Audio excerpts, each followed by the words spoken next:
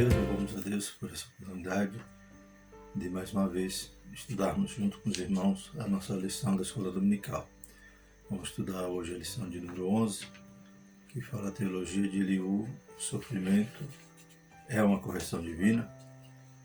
Lição, ainda do nosso quarto trimestre, que fala sobre a fragilidade humana e a soberania divina, o sofrimento e a restauração de Jó. Então temos tido esse privilégio de estudar o livro de Jó nesses dias. Tem sido grandes instruções que Deus tem nos dado através desse livro, um livro complexo, um livro com a literatura um pouco difícil, se tratar de um estilo poético, mas graças a Deus temos conseguido extrair muita coisa, aprendendo muita coisa para corrigir muitos erros que a gente ainda vê sendo praticado nos dias de hoje. Muita forma das pessoas interpretar Deus, interpretar o relacionamento que Deus quer ter conosco. Muitos têm ainda vivido aquelas teologias dos amigos de Jó, como a meritocracia, achar que merece alguma coisa, ou o legalismo, de achar que barganha com Deus através de cumprir determinada regra, e também a questão da teologia da prosperidade, e achar que quem está no sofrimento é porque está em pecado, e o inverso também, ou seja, quem está na fartura, é porque está gozando o favor de Deus, mas nem sempre isso é verdadeiro. Muito justo pode sofrer, e os ímpios também gozam de seus bens materiais, Então a gente desmascara, muitas situações, muitos conceitos de Deus errados que não são bíblicos. E Deus, através do sofrimento ali na vida de Jó, vai descortinar, essas características dele de um Deus transcendente, mas também imanente, um Deus justo, mas amoroso. Então hoje a gente vai falar sobre o amigo Eliú, esse quarto amigo que aparece, e ele espera os outros falar, e agora vai falar também, e vai trazer ali alguns conceitos que ele tem de Deus. O texto de nossa lição vai falar: ó aflito, livra da sua aflição, e na opressão se revela aos seus ouvidos. Jó 36:15.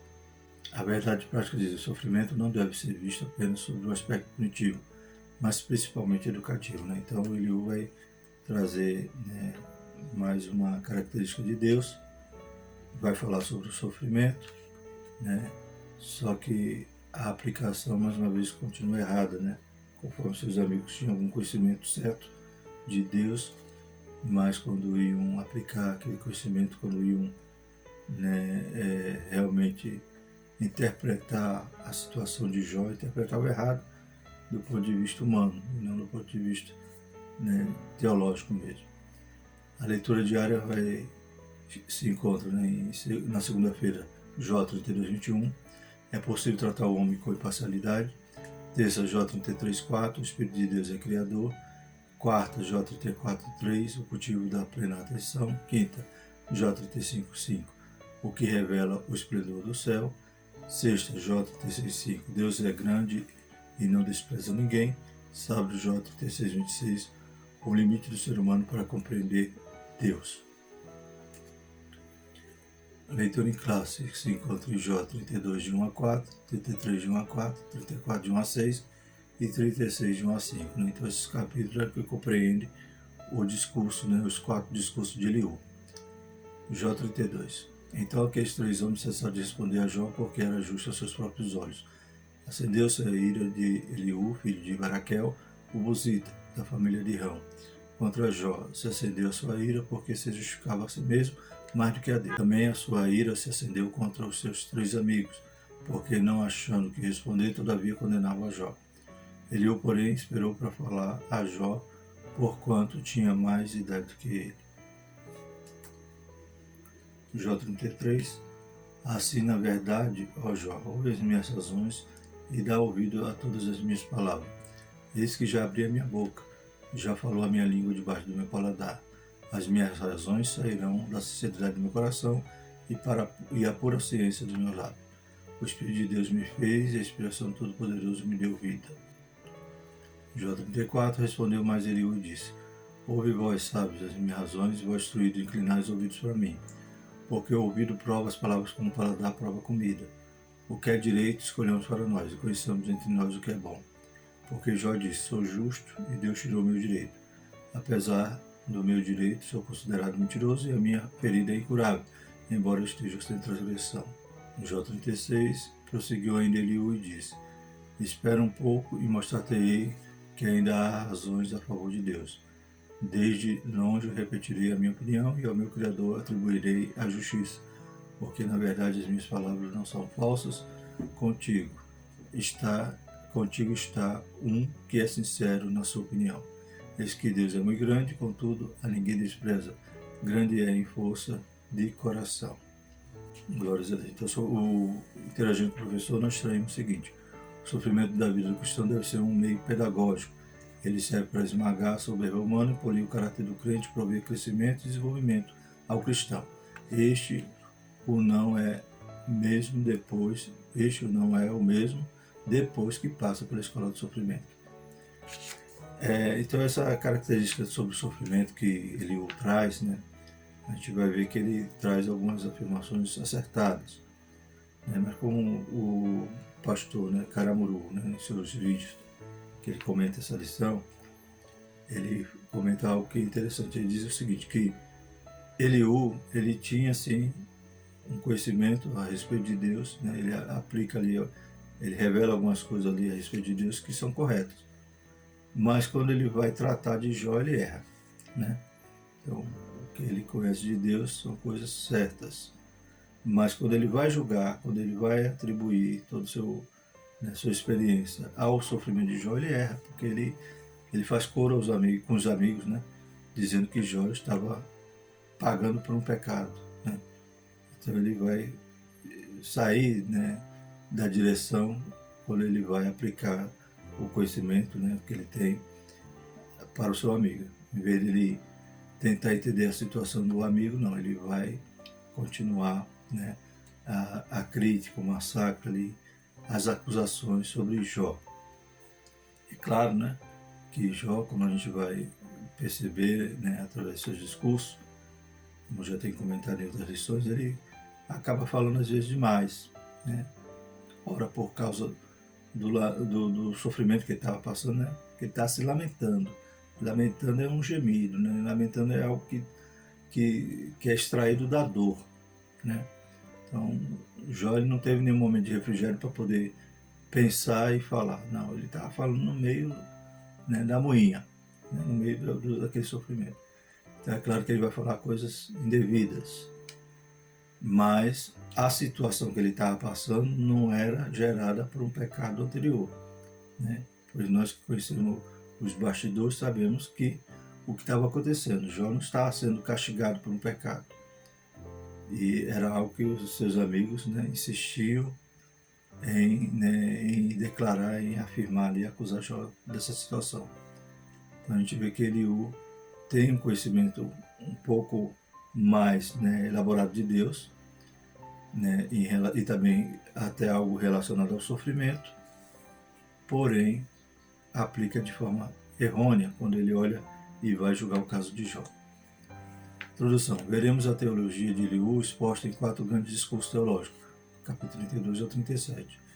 Esses discursos se contrapõem o que Jó e seus amigos proferiram. Para Eliú, os amigos de Jó falharam na exposição de suas ideias ao patriarca. Eliú revela um Deus soberano que age segundo seu conselho e não está obrigado a dar resposta aos homens, né? Então a Bíblia vai mostrar que Eliú, ele fica irado, né? Ele acende a ira, lá no verso 2, né?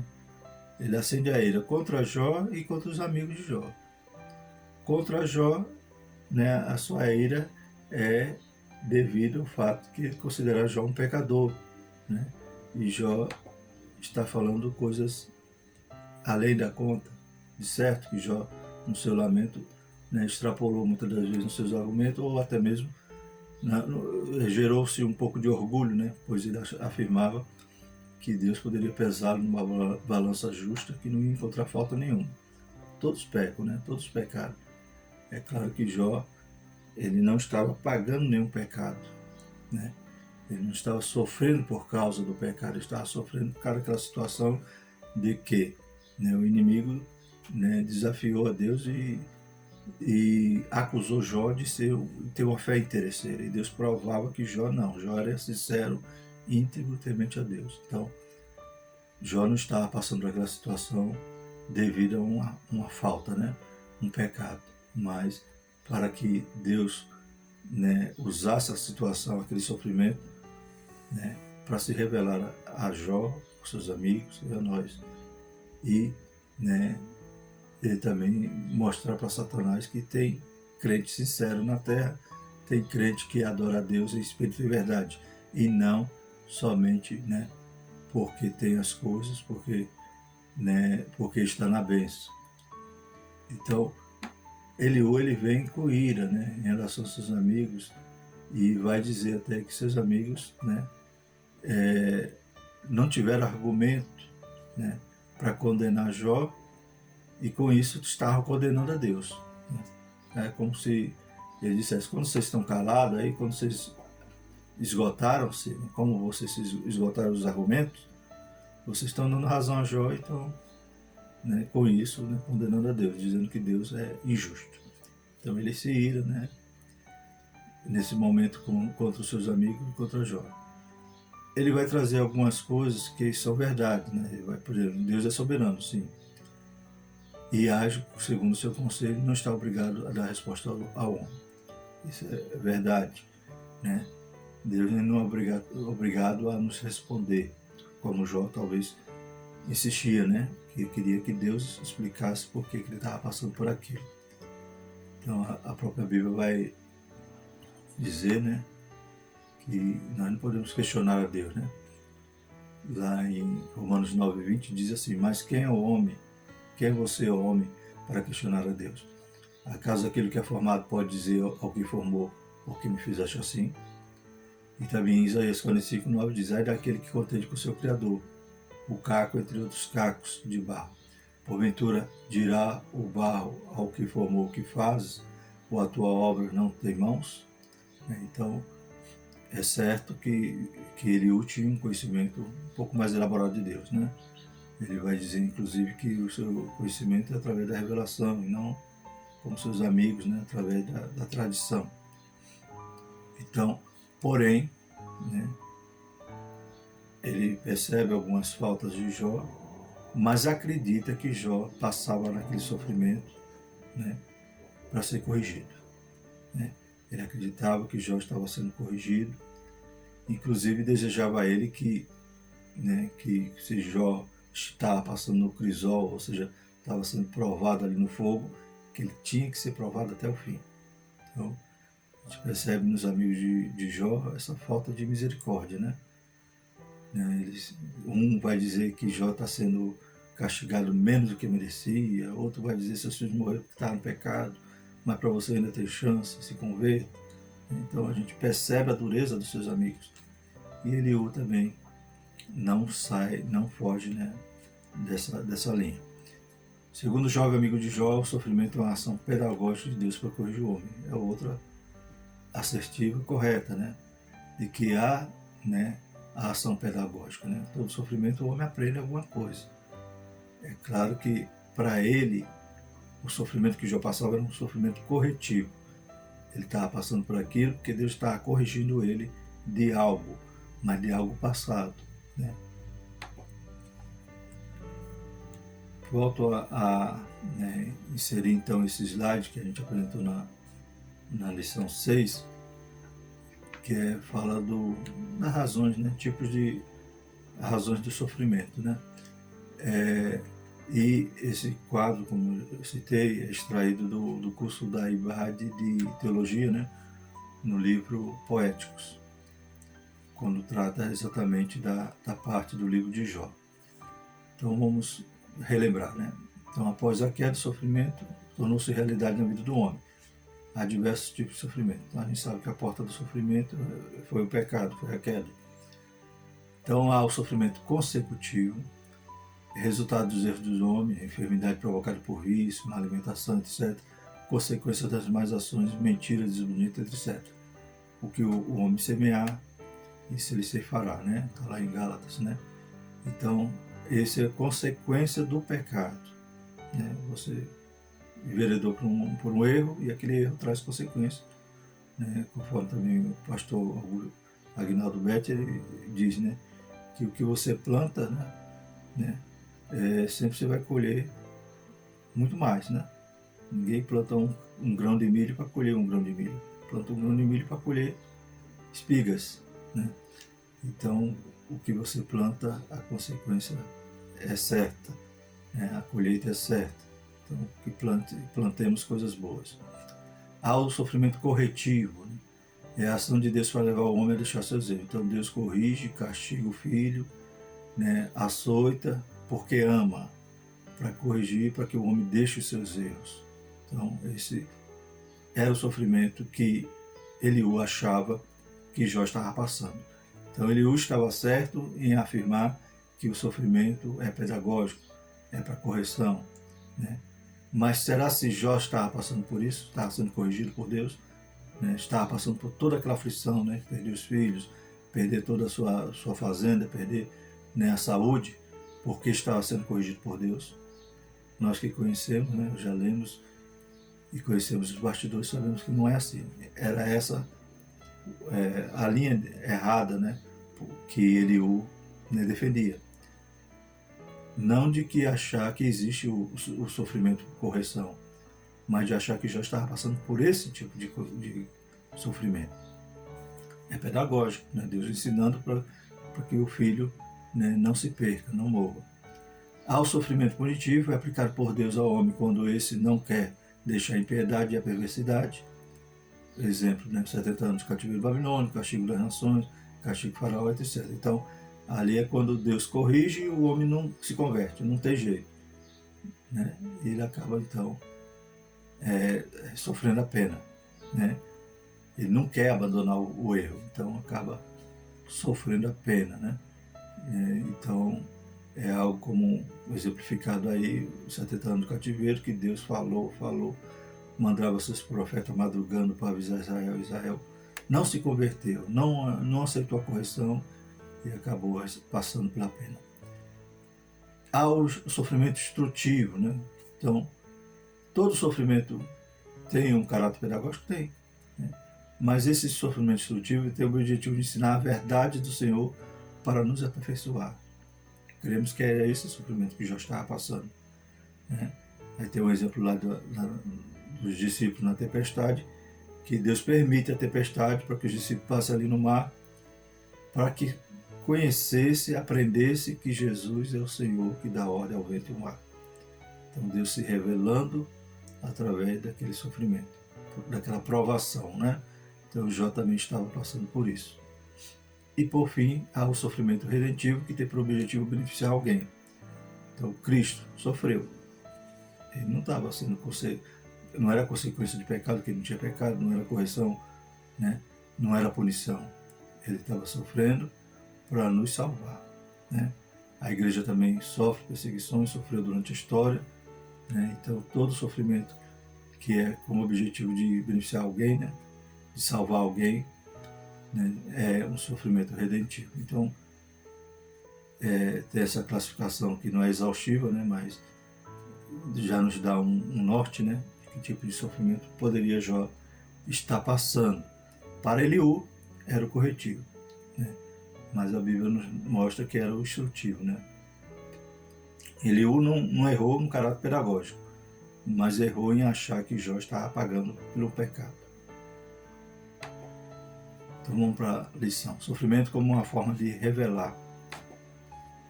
Deus é soberano. Sobre o tópico 1. Nesse primeiro discurso, Eliú destaca a queixa de Jó porque Deus não lhe respondera.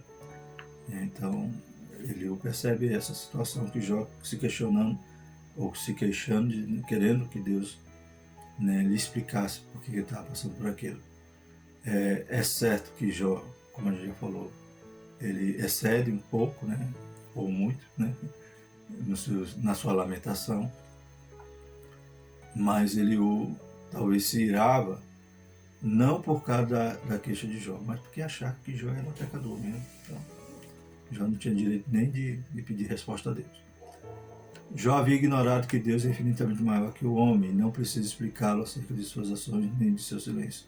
Então, Deus, ele é transcendente, Deus é infinitamente maior, isso é verdade. Deus não precisa nos explicar, né? Deus, ele pode ficar calado, né? Deus, ele tem todo, né? Ele tem a soberania, ele é soberano. Então, ele não nos deve nenhuma explicação. Então, o que ele não entendia, né, é que, embora Deus seja transcendente, ele é imanente, né? Ele tem prazer em se relacionar com a sua criatura, né? A gente percebe aqui alguns versículos, lá em Salmo 25:14, na versão NVI, diz assim: o Senhor confia os seus segredos aos que o temem e os leva a conhecer sua aliança. Em Amós 3:7, certamente o Senhor soberano não faz coisa alguma sem revelar o seu plano aos seus servos, os profetas.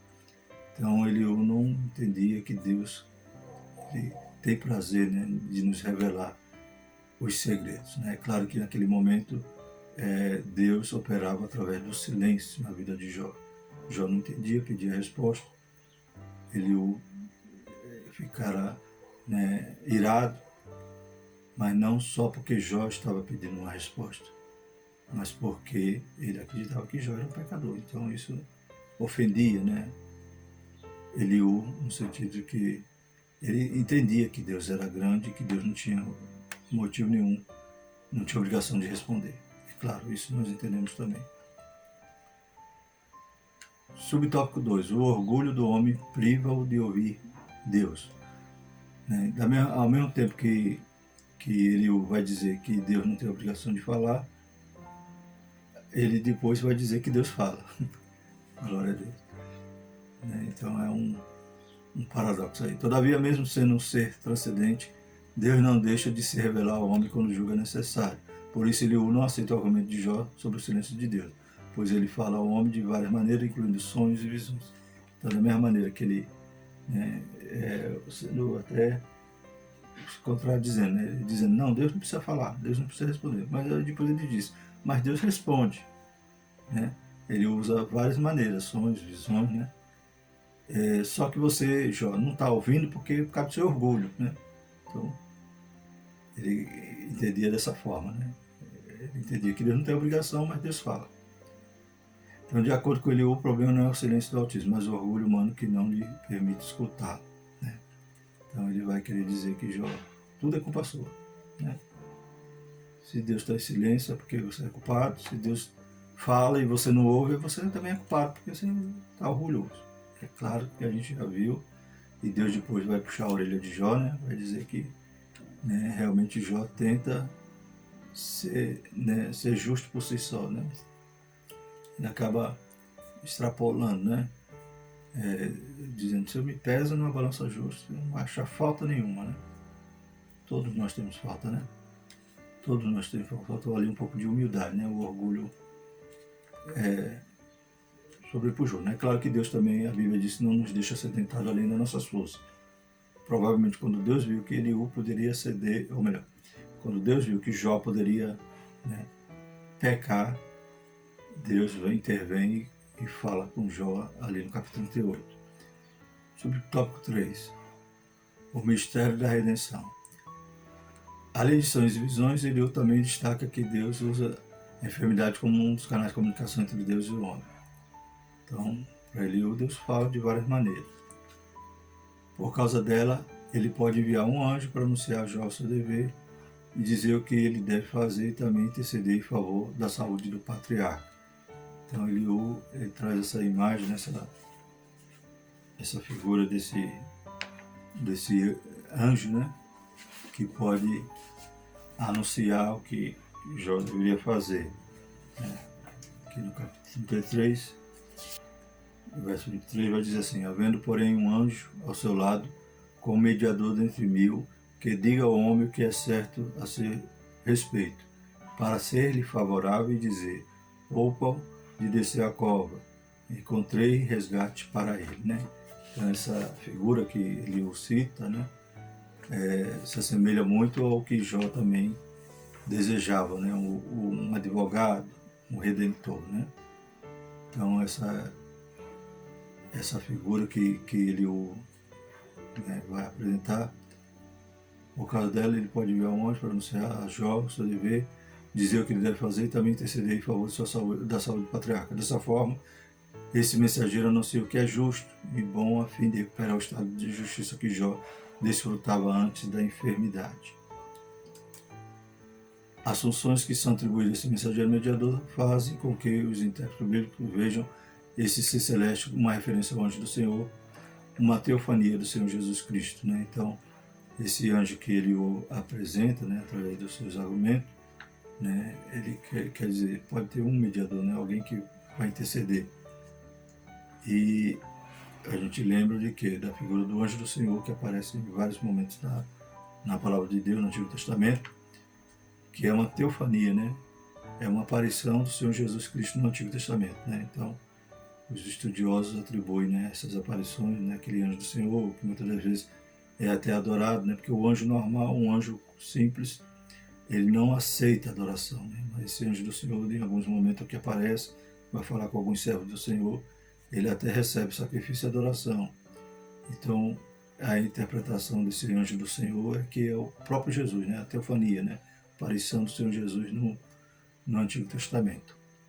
Então, não há dúvida que esse mediador é a mesma testemunha celestial que Jó pedia que defendesse a sua causa, né? Então, Jó, ele também tem esse anseio, né? De que se ele não consegue, né? Nenhum advogado terreno, né? Que seus amigos, em vez de ajudar, faziam com que Jó fosse mais massacrado, né? Então ele vai desejar que haja um intercessor, né? Lá em Jó 16, 19 a 21, na versão nova versão internacional, diga: sabe que agora mesmo minha testemunha está no céu, nas alturas está o meu advogado, meu intercessor é meu amigo, quando diante de Deus correm lágrimas dos meus olhos, ele defende a causa do homem perante Deus, como quem defende a causa do amigo. E também Jó 19, 25 vai dizer: porque eu sei que meu Redentor vive e que por fim se levantará sobre a terra, né? Então Jó também ansiava, né, esse Redentor, esse mediador, esse advogado que tratasse ele como um amigo no céu, porque na terra os seus amigos falhavam, né, em lhe defender. O segundo tópico vai dizer: o sofrimento como meio de revelar a justiça e a soberania de Deus. A justiça de Deus demonstrada. Quando defende a justiça de Deus, ele o faz coro com seus amigos na acusação contra Jó. Então, atributos de Deus que tanto os amigos de Jó, os três amigos, como Eliú, né, são defendidas, são certas, né? Deus é justo, Deus é santo, né? Deus é soberano, Deus é transcendente, né? É infinitamente grande. Né? Tudo isso eles defendem corretamente. Porém, né, eles, da mesma maneira que os outros amigos faziam, pegavam a justiça de Deus para derrubar Jó, ou seja, para contrapor o estado miserável de Jó, no sentido de que ele era um pecador, né, e que ele era um ímpio e estava pagando pelos seus pecados, ele também faz da mesma maneira. Em sua perspectiva, os argumentos de Jó não passavam de insolência. Como pode Todo-Poderoso agir com injustiça, conforme já deixou subentender, né? Então, qual era o subentendimento que seus amigos tinham? É que quando Jó dizia que não tinha falta, se Jó não tinha falta, então Deus que era injusto. Mas eles entendiam só que o sofrimento era a aplicação da justiça de Deus. Eles não sabiam ou não queriam entender ou ver que podia alguém sofrer por outro motivo, por outra causa, sem ser a aplicação da justiça, né? Então, para eles, para Eliú também isso era ofensivo, né? Então, se Jó estava dizendo que era justo, né, que não tinha faltas, não tinha pecado, então, né, para ele isso entrava no ouvido dele como dizendo assim: então Deus é injusto, porque o justo está sofrendo, mas é porque ele não compreendia essa revelação de Deus dos outros tipos de sofrimento que o homem pode vir a passar. Deus jamais age injustamente, por isso contraria a sua própria natureza. Né? Então Eliú, né, era algo que irava Eliú também. Era Jó dizer que não tinha nenhuma falta. O caráter justo de Deus. Para não haver dúvida, Eliú passa a descrever o caráter justo de Deus. Né? Como a gente vê, tantos outros amigos como Eliú trazem argumentos corretos a respeito de Deus. Mas voltando a citar, né, a frase de Karamuru, pelo menos Eliú, está correto em relação ao que ele conhece de Deus, mas está errado em relação a quando ele vai aplicar isso na situação de Jó, ou vai julgar a situação de Jó. Então a gente vê que ele era o mais novo, né, que ele vai falar por último, mas a sua indignação em relação aos seus amigos é achar que os seus amigos não tinham sabedoria, né? Ele vai falar até assim, né?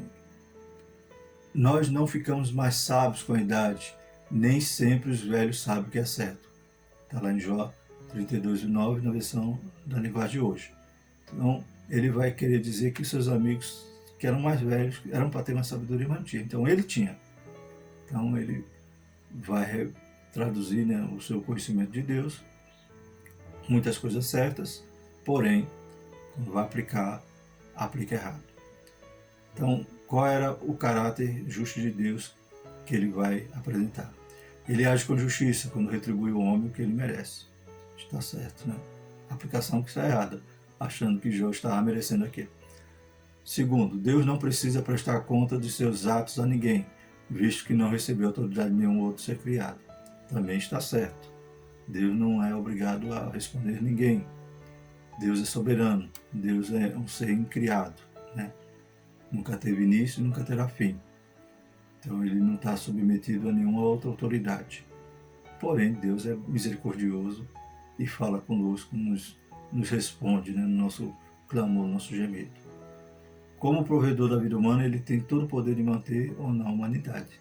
Claro que Deus, né, ele tem esse poder, mas também Deus não tem prazer, né, nem na morte do ímpio, nem no nosso sofrimento. 4. O Todo-Poderoso não faz acepção de pessoas, quer sejam reis, nobres ou pobres. Correto. 5. Deus é onisciente, como tal conhece as pessoas e a intenção de todos os homens sem precisar inquiri-los em juízo. Também correto. Deus conhece tudo, todas as coisas estão patentes. Nada que há oculto, né, que não será revelado, né, que não permanecerá oculto, né. Então, porque Deus já conhece tudo. E o 6, ele é justo para punir os maus. Também está correto. O erro aqui é a aplicação, querendo dizer que Jó era mau, estava sendo punido.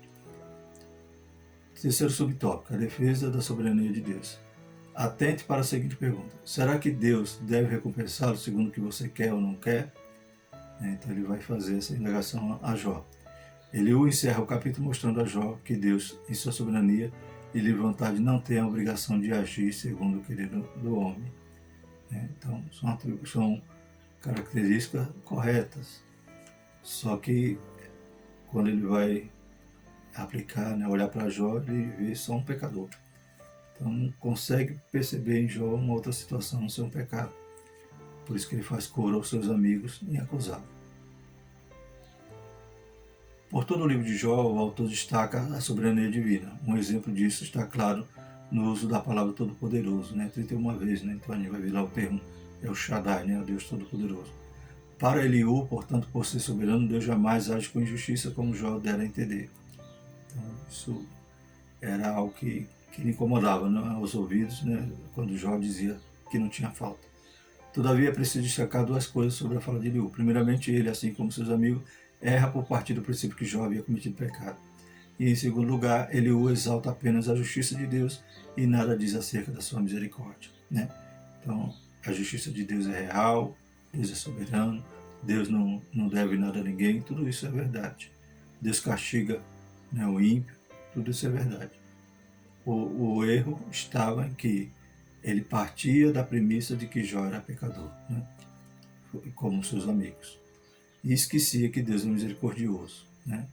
Ele só lembrava do atributo que Deus é justiça, mas não conhecia ou não queria ver que Deus também é amor, né? Ele é amor, ele não simplesmente, né, ama, ele é o próprio amor. O sofrimento como instrumento pedagógico de Deus. Então, nosso último tópico, tópico 3, vai falar sobre isso. Sofrimento como instrumento pedagógico de Deus. Também é mais uma assertiva que ele acerta, né? Que ele é correta, né? No sentido de que todo sofrimento vai ter um ensinamento, né? Então, como a gente viu lá os tipos de sofrimento, até a punição, né? Israel passou 70 anos no cativeiro e foi curada da idolatria, né? Então, aprendeu que a idolatria levou eles àquela situação terrível, né? De perder tudo, perder as bênçãos que Deus tinha dado, né? Perder a terra, perder o templo, perder a comunhão com Deus. Eles se viram, né, realmente sem nada e agora, né, subjugados por né, debaixo ali do poderio da Babilônia, uma nação ímpia, né? Então, mas naqueles 70 anos foram expurgados, né, da idolatria, né? Até hoje Israel aprendeu essa lição. Então, há o caráter pedagógico, né, conforme o nosso subtópico 1.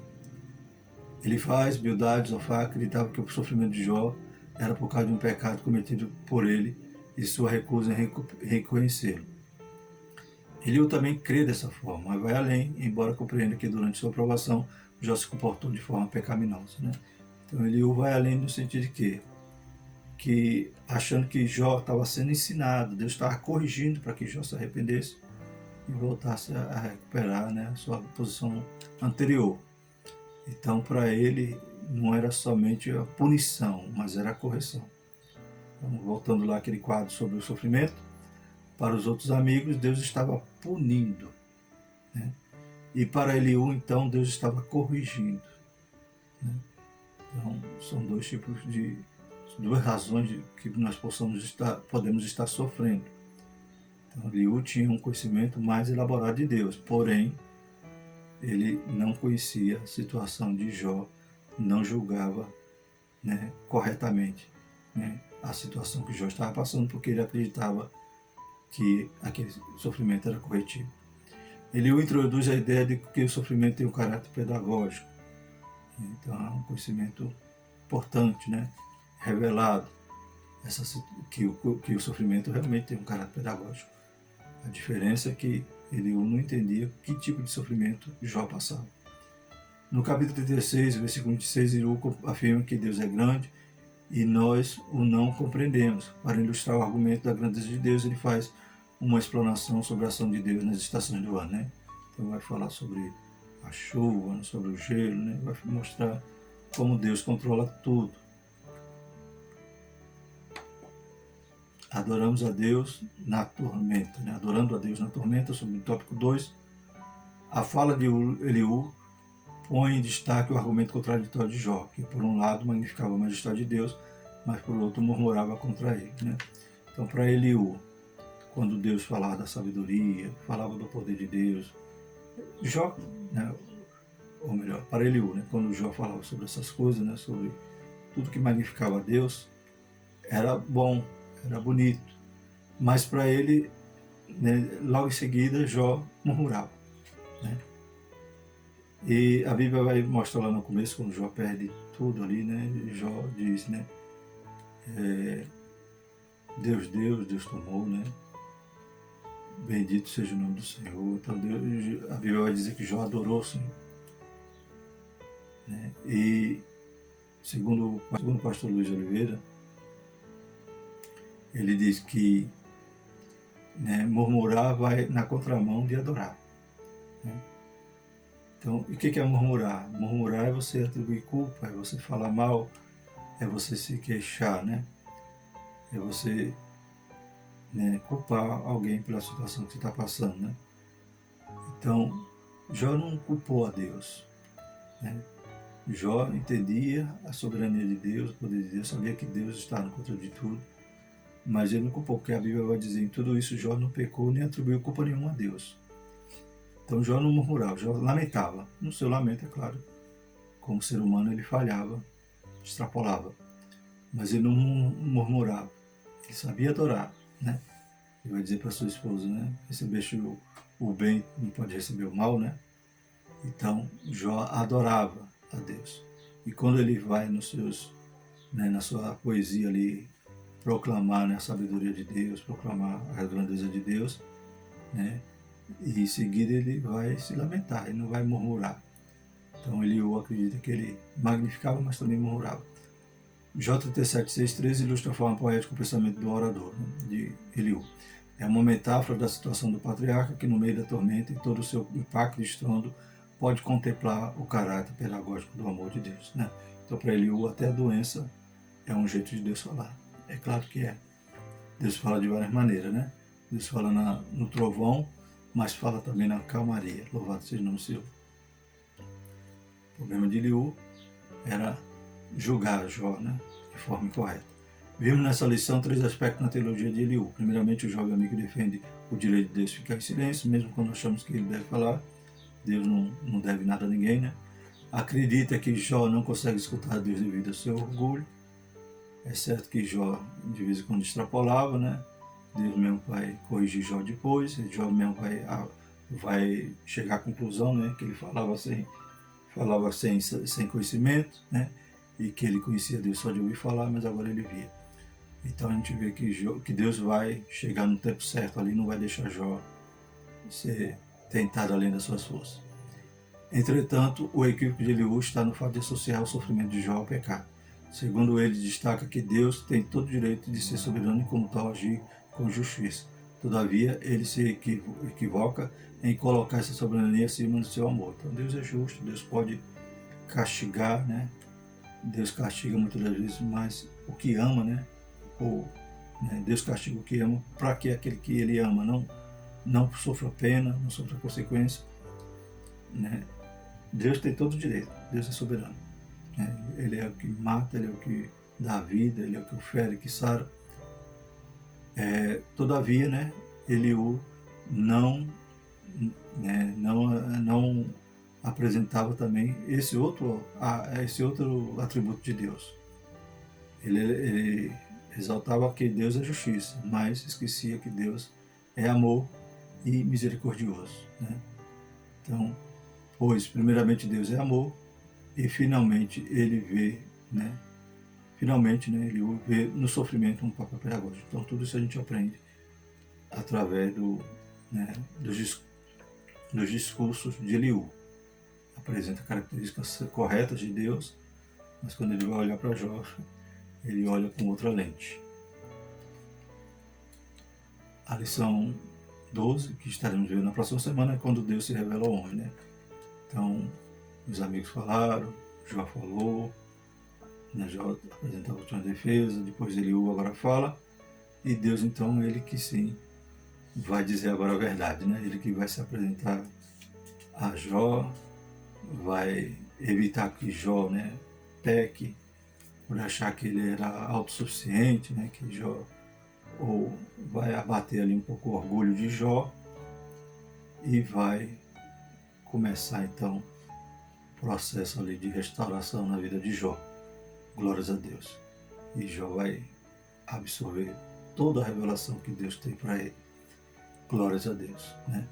E no final vai mostrar os amigos de Jó que eles estavam errados na forma como eles julgavam Jó, porque Jó não pagava um erro passado, não pagava um pecado oculto, né?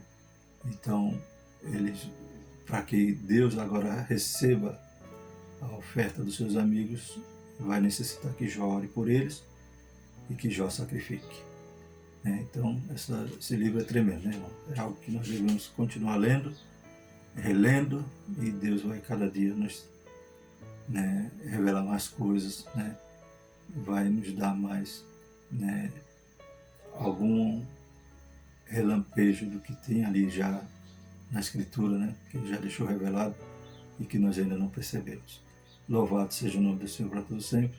Vamos orar e agradecer ao Senhor por esse momento na presença do Senhor, que os irmãos possam ter uma boa escola dominical das suas igrejas. Santo Deus, mais uma vez te louvamos, te adoramos, queremos te agradecer pela vida, pela saúde, pela nossa família.